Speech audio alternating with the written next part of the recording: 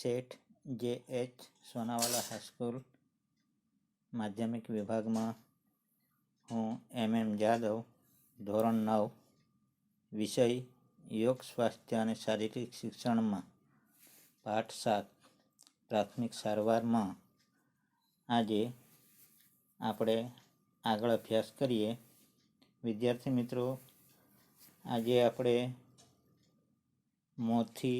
મોંની શ્વસન ક્રિયા વિશે પ્રાથમિક સારવાર વિશે અભ્યાસ કરીએ. તો મોંની શ્વસન ક્રિયા, એમાં ડૂબવું, ગુંગળાવું, ફાંસો ખાવો, સર્પદંશ, ઇલેક્ટ્રિક શોક અને હાર્ટ એટેક એટલે કે હૃદય હુમલા વખતે મોં વાટે હવા પૂરવાની પદ્ધતિ સારી ગણાય છે. દર્દીને ચત્તો સુવડાવવો જોઈએ. માથું પાછળ ઢળતું રાખી એક હાથે નાક બંધ કરી બીજા હાથ વડે હડપચી પકડી દર્દીનું મોં ખોલી મદદ કરનારે તેનું મોં દર્દીના મોં સાથે ચપોચપ ગોઠવી દઈ પોતાના મોંમાંથી દર્દીના મોંમાં હવા છોડવાની થાય છે. દર્દીના મોંમાં હવા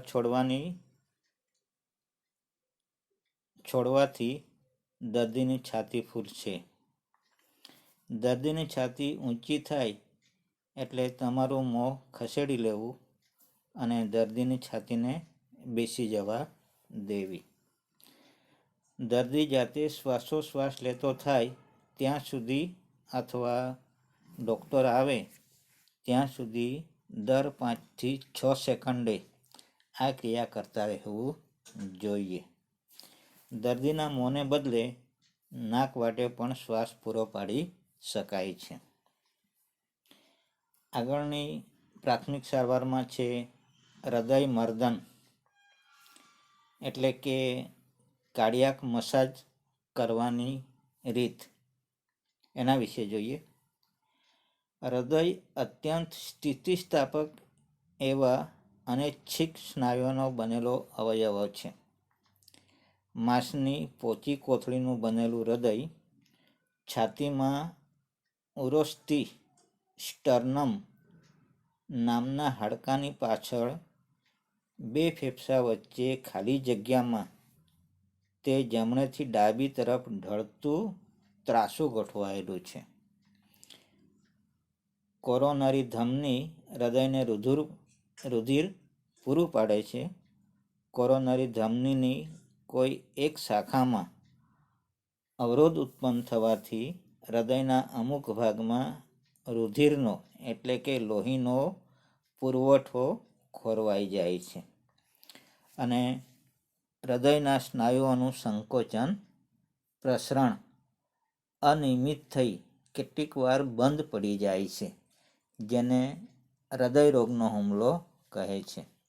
આવી પરિસ્થિતિમાં હૃદયને બહારથી દબાણ આપવાની જરૂર ઉત્પન્ન થાય છે. દબાણ આપનાર એટલે કે પ્રાથમિક કરનાર વ્યક્તિ આ પદ્ધતિનો પૂર્ણ ખ્યાલ હોવો જોઈએ, અન્યથા ફાયદો થવાને બદલે નુકસાન થઈ શકે છે. દબાણ આપનારના નખ કાપેલા હોવા જોઈએ તેમજ તેણે હાથમાં વીંટી, કડું વગેરે પહેરેલા ન હોવા જોઈએ, અન્યથા દર્દીને ઈજા થવાનો ભય રહે છે. દબાણ આપવાની પદ્ધતિ લયબદ્ધ, છાતીની મધ્યમાં, તેને લંબ દિશામાં અને 1 મિનિટમાં 100 કંપનના દરે કરવી. દબાણ પ્રક્રિયા દરમિયાન બિનજરૂરી વિલંબ ન કરવો જોઈએ. ત્વચાની સપાટી પર સતત સંપર્ક રાખી વર્ટિકલ કંપનની ક્રિયા સતત કરવી. સામાન્ય રીતે 30 કંપન પછી 2 સેકન્ડના આરામ દરમિયાન 2 વખત મોંથી મોંના કૃત્રિમ શ્વાસોશ્વાસ આપવા જોઈએ. સતત ઝાડા ઉલટી થાય ત્યારે પ્રાથમિક સારવાર. અશુદ્ધ પાણી કે ખોરાકને કારણે આંતરડામાં ચેપ લાગે છે અને વ્યક્તિને ઝાડા ઉલટી થવા માંડે છે. કોલેરાના રોગમાં પણ પાતળા ઝાડા થવાથી ઘણું પાણી વહી જાય છે. ઉલટીમાં પણ પાણી બહાર નીકળે છે. પરિણામે દર્દી નિર્જલ સ્થિતિનો ભોગ બને છે.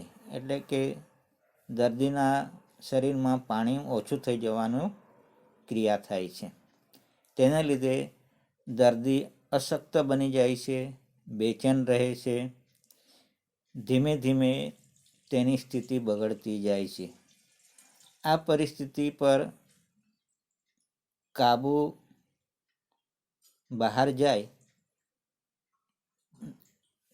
બહાર ન જાય તે માટે તેની પ્રાથમિક સારવાર આ રીતે કરવી જોઈએ.